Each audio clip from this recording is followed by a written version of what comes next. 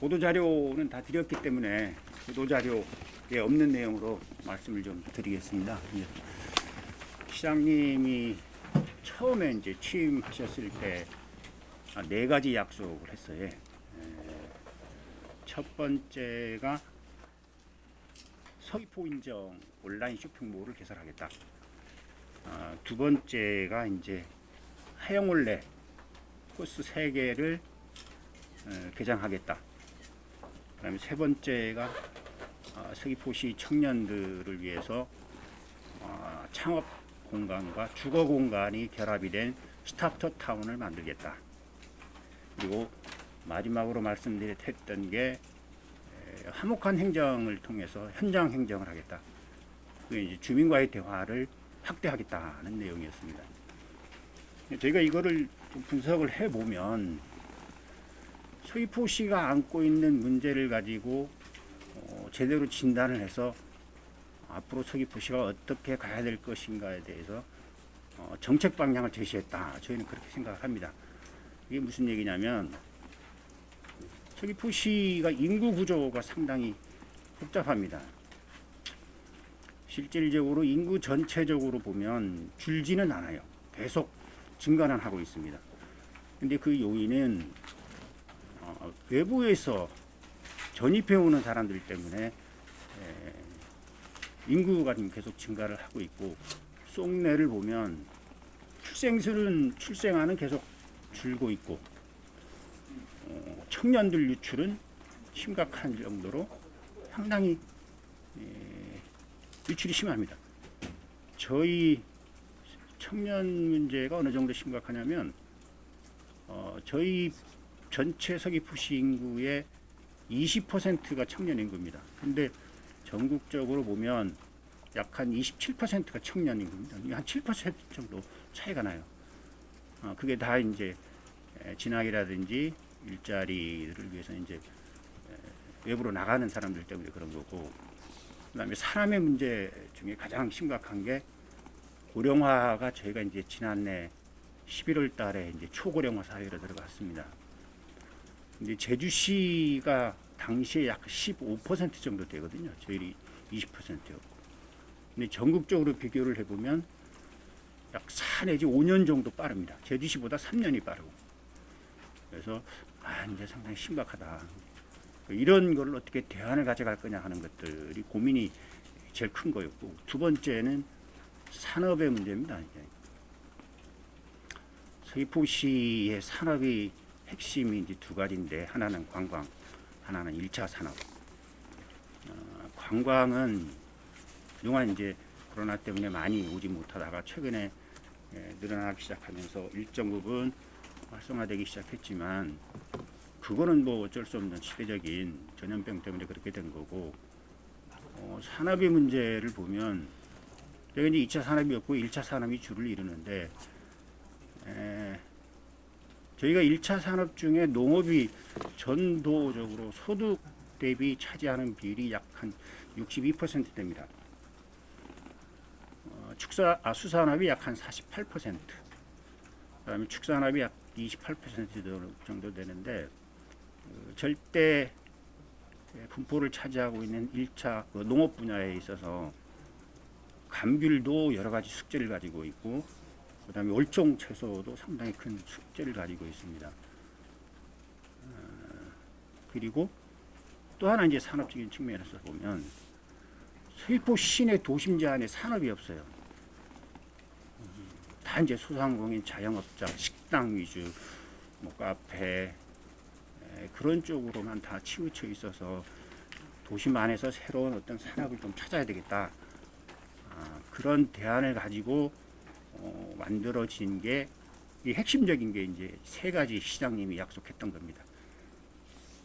사람의 불안 문제를 가지고 해석을 했던 게, 서귀포시가 핵심적으로 했던 게 뭐냐면, 청년의 문제를 해결하기 위해서 이제 스타트업 타운을 저희가 구축하고 있고, 스타트업 타운은 다 아시겠지만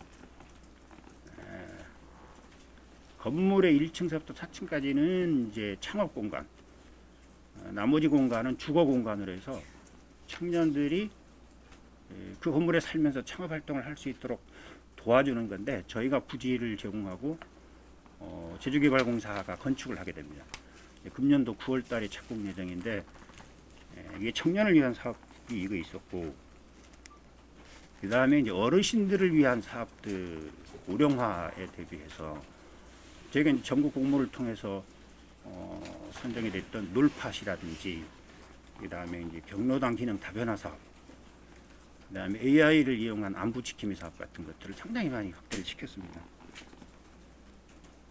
그리고 이제 산업의 문제를 해결하기 위해서 1차 산업의 이제 유통 구조를 유통에 의해서 이제 자꾸 이제 생산자들이 소득이 축소되는 것을 방지하기 위해서 만들어진 게 이제 서귀포 인정이고 서귀포 인정이 지금까지 약 한 40억 정도 매출을 했는데 금년도 최종 목표는 50억입니다. 여기에 이제 감귤이라든지 관광 다양한 이제 다양하게 입점을 해서 이제 소득을 좀 높여 나가고 있는데 감귤 같은 경우는 서귀포 인정을 통해서 소득 판매를 하면 약 한 50% 이상의 높은 가격을 받을 수가 있습니다. 그 다음에 이제 대체작물 우리가 늘 겨울만 돼가면 고민하는 게 이제 월동무 관련해서 대량 생산 때문에 계속 산지 정리하고 하는데 이제 대체작물을 키우기 위해서 저희가 이제 성산 쪽에 키위 생산 단지를 지금 추진하고 있고 최근에 저희가 이제 계획 수립한 게 비트를 하고 있고 그다음에 안덕 지역의 호라산밀 이런 것들을 가지고 이제 대체작물을 지금 만들어내고 있습니다. 그다음에 이제 도심권의 이제 문화를 확장화시키기 위해서 저희가 이중섭 원화 12점 기증받은 것을 계기로 해서 이중섭 미술관 확대를 지금 계획하고 있습니다. 도의회에서 1차에서 이제 공유산 심의에서 탈락을 했지만 다행히 2차에서 조건부가 붙기는 했습니다만 공유산 계획이 이제 무사히 통과가 돼가지고 탄력을 좀 받을 수 있을 것으로 지금 생각을 하고 있습니다. 그와 함께 도심권에 이제 문화벨트를 하나 만들어 보자. 이제 과거에 이제 서귀포 시민회관 있고 이제 119 있었던 공간을 문화광장으로 만들고 그 밑으로 해서 이중섭 거리 그 밑으로 설동산 문화의 거리까지 해서 서귀포시를 중심으로 한 문화벨트를 한번 만들어 보자 하는 게 이번 효과 중에 하나라고 이제 생각을 합니다. 왜 문화를 자꾸 저희가 강조를 하냐면 지난해 코로나 시대에도 불구하고 문화 관련해서 서귀포시에서 각종 행사를 할 때 같이 직간접적으로 참여했던 사람들이 약 5천 명 정도가 됩니다. 이 사람들은 공연자로도 참여했고 스텝으로 참여하고 다 그러면서 그 사람들이 그렇게 해서 경제 활동을 영위를 하는 거거든요.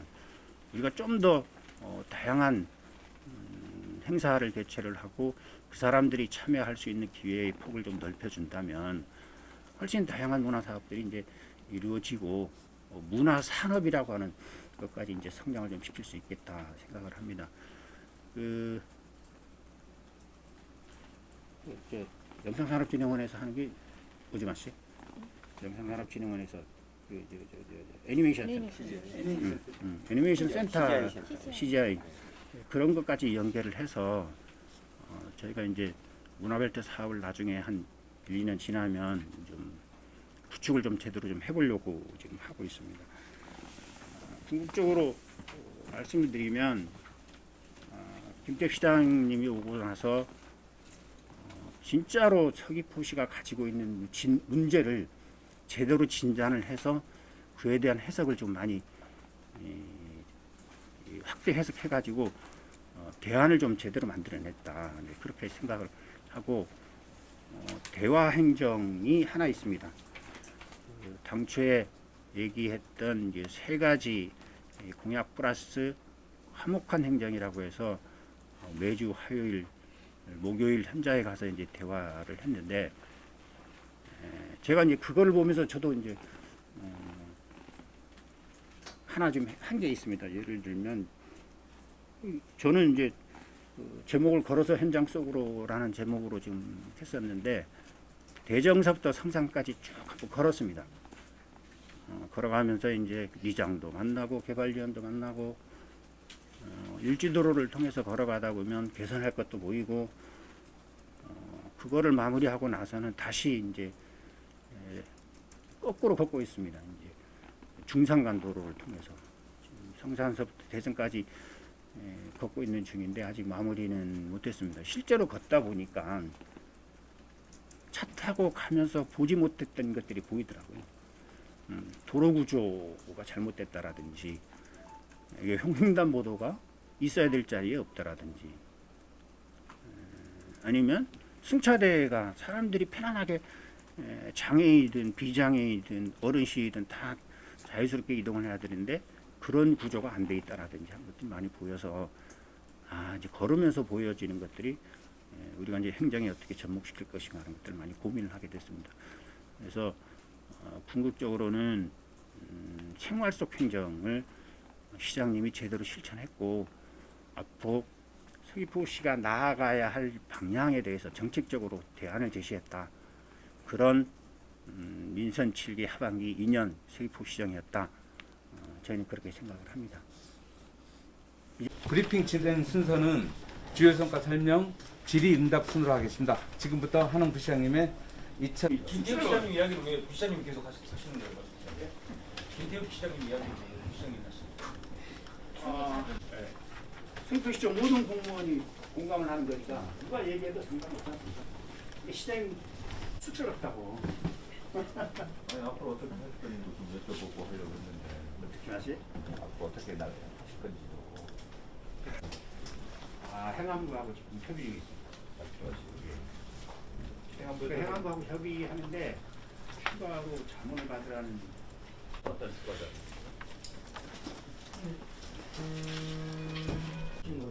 협의됐는데 그중에서 조금 방치 여기 쪽보다 위쪽에가 좀 많이 올라가니까 그 톤수를 조금 검토를 해서 적정하게 맞게 해야 될 거 아니냐 해서 저희들이 판단한 거하고